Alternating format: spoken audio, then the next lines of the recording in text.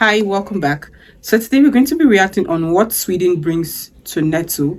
I've reacted to a couple of videos about this, and most people ask the same questions. So I think this particular video will enlighten us more about it, all a little bit about it. So if you want to go on this journey with me, stick around, go nowhere. I have a playlist dedicated for Sweden on my platform, and the official link to it equally will be on this description box. Please go check it out. There are just few, right? So without any further ado, let's check this out. The country of Sweden just joined NATO this week. What do they bring to the table? Well, surprisingly, it's a lot. If you fired an AT-4 or a Carl Gustav or a Bofors, you fired a Swedish weapon. So why does a peaceful country like Sweden with only 10 million or so people have an arms industry which produces their own tanks and artillery, armored personnel carriers, fighter jets, and submarines? Well, for the longest time, Sweden wasn't exactly in the best of neighborhoods. It lives between Finland, a nation that was under Russian and later the Soviet sphere of influence, and I guess then under the Russian sphere of influence again, and Norway, which was a founding member of NATO.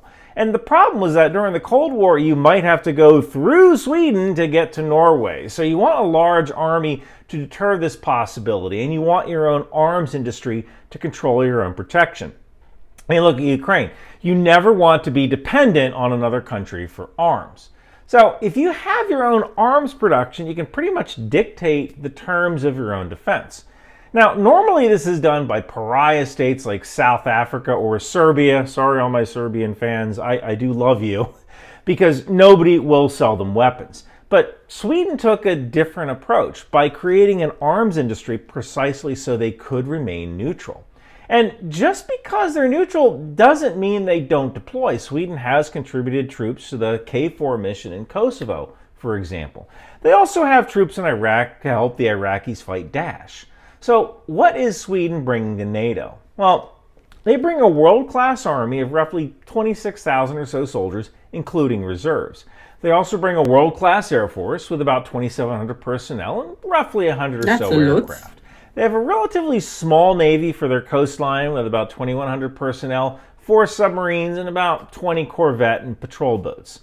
Sweden also has a coast guard, although their ships are more for rescue and they don't carry offensive weapons. Now, Sweden had conscription during the Cold War, and you can theoretically be recalled up to age 70 during time of war.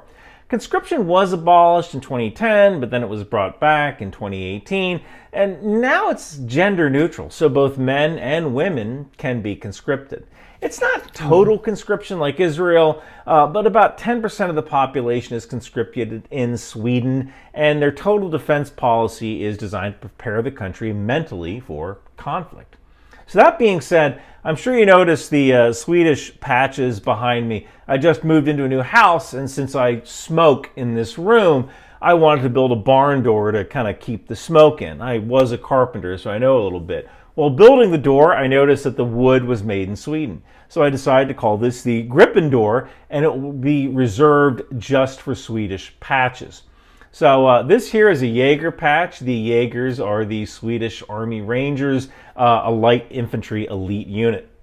This is a patch from the Swedish contingent, the United Nations Peacekeeping Force in Cyprus. This is a Blue Berets Motorcycle Club stencil, which is a club for deployed veterans from Sweden and Denmark. This patch here is the, I might pronounce this wrong, Södermanland Regiment, which was probably one of the oldest regiments that at least I've ever heard of. And it lasted from 1627 until it was disbanded in the year 2005. So those patches are actually pretty rare. And this one here is for the Home Guard in Stockholm, which is Sweden's Army Reserves. So thank you, Leif and John, for the patches. If you're from Sweden and you'd like to send a patch, I'll put it right up there. You can do so at the address in the pinned comments below. And hey, if you want to support the channel, grab one of my Live Laugh launch shirts from Bunker Branding, or sign up for my Substack. It's free, or you can pay $5 if you want. And I show you all the stuff on my Substack that I can't show you on YouTube. So this was pretty interesting to watch.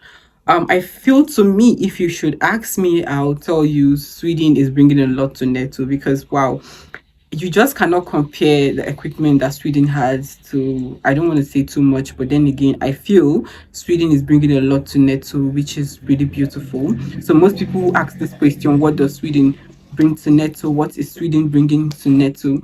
I feel like this particular video, he made justice to it. He gave his own 2 cents, and let me know how accurate you feel most of his words are, and if they are not, enlighten us more on the comment section. And if you're from Sweden, shout out to you. You guys are pretty amazing. I love your personnels. I feel like they do amazing jobs, amazing jobs. When I mean amazing, I mean amazing. So this was an interesting video for me because I feel like it's well detailed, right?